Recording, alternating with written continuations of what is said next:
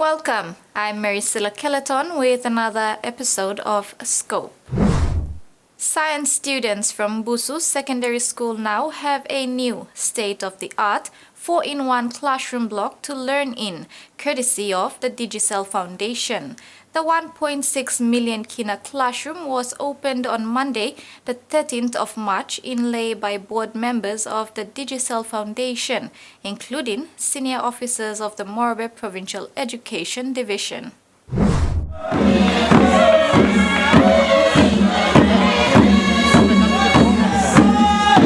Of Digicel Foundation and Digicel PNG for the opening of a modern 4-in-1 classroom block. The building, complete with an additional 50,000 kina computer lab, is set aside for the grade 12 and 11 science students. Speaking at the event, Chairman of the Digicel PNG Foundation, Michael Henau, said they have been looking forward to the opening of the 2-story, 1.6 million kina building, which is the highest amount the foundation has ever spent on a single classroom. As Chairman of the Board of Digicel Foundation, I can tell you that we have been looking forward to this day for many months. Not just because it's another tick off our various programs throughout the country, that's always a good thing, but because Busu has been a project for us unlike any other. This unique structure that we're going to be opening today was designed especially for Busu Secondary School in order to meet its current needs and also to allow for its future expansion aspirations. It has been our great pleasure to partner with Busu Secondary School. So on behalf of my board, I wish to congratulate your good self, Mr. Kesu, your good self, Mr. Noble, and all your board of governors and administration. You have done a remarkable job. Henau said the event was an example of what could be achieved through partnerships for nation building. He said in Morobe, Digicel Foundation has invested 7.149 million kina into the building and rolling out of 32 classrooms, 2 libraries, 2 mobile health clinics, 3 rural health aid posts, and now in Busu, their first 4-in-1 2-story classroom block. Digicel PNG Senior Vice President Lorna McPherson applauded the vision of Busu Principal George Noble, which has propelled Busu to be one of the top schools in the nation. It's a happy day, not only for Busu Secondary School and your community, but also for us as a company. When Brian first presented the need facing the school to our board in terms of the ageing school infrastructure, we knew this was a school worth investing because of the strong leadership of the school principal, Mr. Noble, and of course the staff and the chairman as well. McPherson encouraged students and the community to take ownership of the new infrastructure, saying, "Take care of it and in time it will take care of your future." CEO of Digicel Foundation, Serena Sasingyan, outlined a common attribute in all communities that they have partnered with, which is their drive and ambition to bring change in spite of their limitations. What to do? What to do?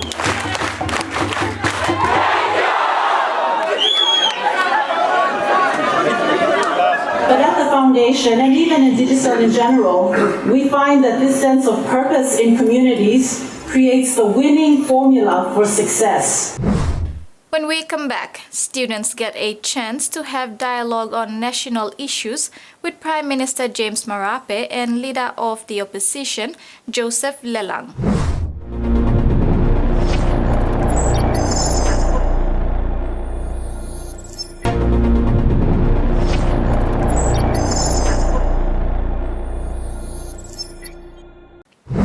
A forum called the National Panel Discussion was organized by the Students' Representative Council of the University of PNG recently at the UPNG main lecture hall.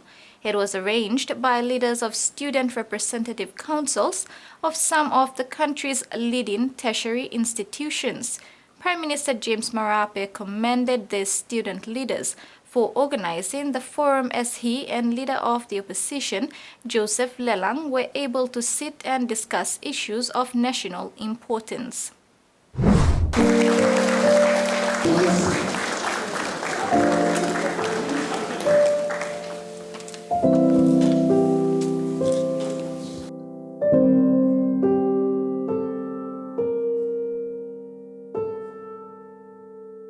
Prime Minister James Marape commended tertiary students for showing a high level of maturity in allowing for a first-of-its-kind discussion at the University of Papua New Guinea that he wants to see continue into the future. The event, hosted by the Prime Minister and Opposition Leader Joseph Lelang, fielded questions on pressing national issues put forward by the student leaders and discussing the issues before them. Topics covered included the economy of the country and inflation, unemployment, review of the constitution, law and order, the proposed gold refinery, and others.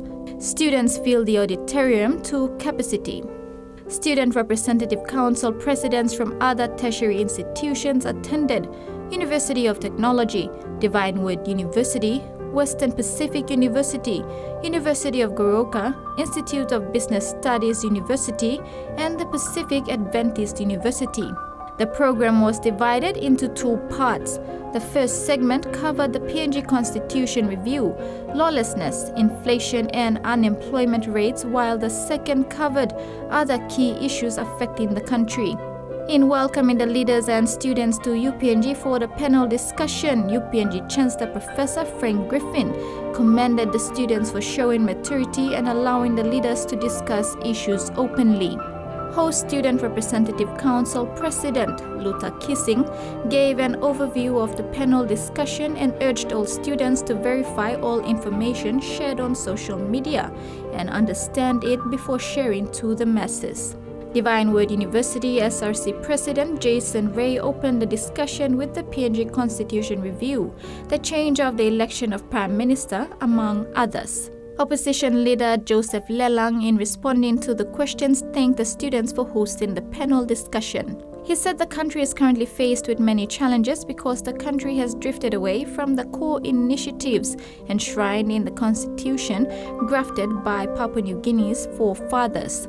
Lelang also warned the government not to lose sight of the fundamental core objectives of the Constitution and always abide by the rule of law. Prime Minister James Marape appreciated students' maturity in setting standards on how universities, as institutions of higher learning and intellectual discourse, can take leadership rationally and responsibly while allowing for debate on national issues to take place. The Prime Minister said he is looking forward to participating in similar programs and would like to return to UPNG and do a presentation on the country's economic history, where PNG came from and where PNG is headed. Back to the issue of the constitutional law reform, the Prime Minister said since 1975, the constitution of the country was grafted and handed to the first House of Assembly. He said the fundamental tenets of the constitutions must not be attacked by the review of the current reform. Inflation is another interesting topic introduced by the president of the IBSU, Noel Kamba. The Prime Minister, when responding, said the current rate of inflation in the country is not higher compared to other countries in the world. He clarified that the global events have also contributed to the rate of inflation affecting the country at the moment. He said the government is working on these hard times the country is going through and assured citizens that the government will do everything it can to ease the burden on the people. Opposition leader attributed the rate of inflation to the global factors like the Ukraine-Russia war, climate change, and others as the country depends entirely on imports.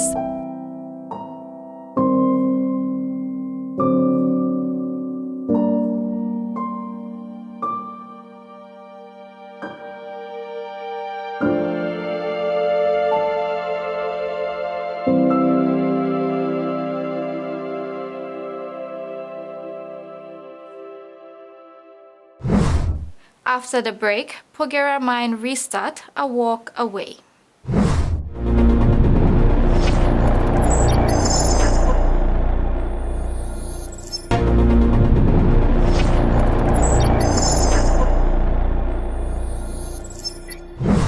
The road to a reopening multi-billion Pogera mine in Enga province is not far from coming to fruition as the state, local provincial government and Barrick New Guinea Limited are at the finalization stage. However, if all parties work together uninterrupted in the spirit of partnership, our hope is that the mine will be able to restart later this year. It is no small task.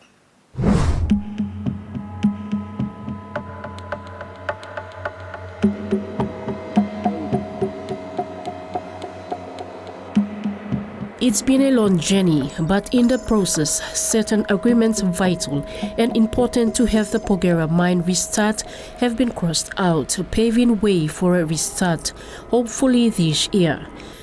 Barrick Gold Corporation have secured the buy-in of all the stakeholders. For Barrick, the reopening of the mine would represent victory for host country Papua New Guinea. And Barrick steers Porgera gold mine back towards production when successfully signing off the new Porgera Progress Agreement with the state on March 30th, 2023. This confirms that all parties are committed to reopening the mine at the earliest opportunity, in line with the terms of the Porgera Project Commencement Agreement and the new Porgera Limited Shareholders Agreement, both concluded in 2022. It really is the start of the beginning, and the next steps are for us to now to transfer the exploration license from the old Porgera to the new Porgera. The new Porgera project team will now move ahead with the filings for a special mining lease and progressing the other conditions set out in the commencement agreement for the mine restart. Barrick Gold Corporation President and CEO Mark Bristow said the agreement made each of the parties, the landowners, the national government, the province and BNL, a committed stakeholder responsible for the long-term success of the mine. After much negotiations between the state and Barrick, the outcome is fruitful as the government stands committed to reopening Porgera. Today's occasion was a huge step closer to reopening of the Porgera gold resources we have up there in the Enga province. And I just want to place on record my appreciation to all team who continues to work behind the scene. A team from BNL, a team from Kumul Minerals Holding Limited, the team from our state negotiating team led by Chairman Dari Vele, and all our lawyers, state lawyers, Barrick lawyers. I also place on record our appreciation to Enga provincial government, Governor Sei Peras, and the leaders on the ground for their understanding and huge patience to allow the state and the parties involved to go through the due processes. Localization is an essential part of the partnership, so New Porgera will, whenever possible, source the goods and services it requires from businesses genuinely based and owned in Porgera, the Enga province and Papua New Guinea. Similarly, it will give preference to locals in recruiting employees for the reopening of the mine. As the government and Barrick look on the brighter side, locals remain optimistic. Local leaders, including women representatives, have called for the mine restart as the backbone to their livelihood. Mi plakat big plan mine staff. Time planting national government new interest lo disla, provincial government new interest lo disla. Time you play interest lo disla something, you play think lo life lo people lo nogat. The initiative of changing mindset, brain transformation. Lo disla way people think also by me play back for. So I think me oglo more youth inform more good way where I can sim good live. Not la side to lo make side more where only no one involved lo kind illegal activities also. With Barrick New Guinea Limited as operator, it is aligning its interests. It recognizes the importance of the landowners and the communities and prioritizes the benefits they will receive, not only from the mine, but from a new Porgera Development Fund that will invest tens of thousands of kina in promising local projects. Barrick Gold is committed to playing its part so that the new Porgera can realize its extraordinary potential and deliver decades of value to the people of Porgera Valley, Enga and Papua New Guinea. And that ends Scope this evening. A kind reminder to apply simple measures to prevent the transmission of the coronavirus. Regularly wash your hands with soap and water. Cough or sneeze into your elbow. And exercise social distancing. If you're feeling sick, please stay at home. You can also call the COVID-19 hotline number for more information or assistance. Thank you for your company. Bye for now.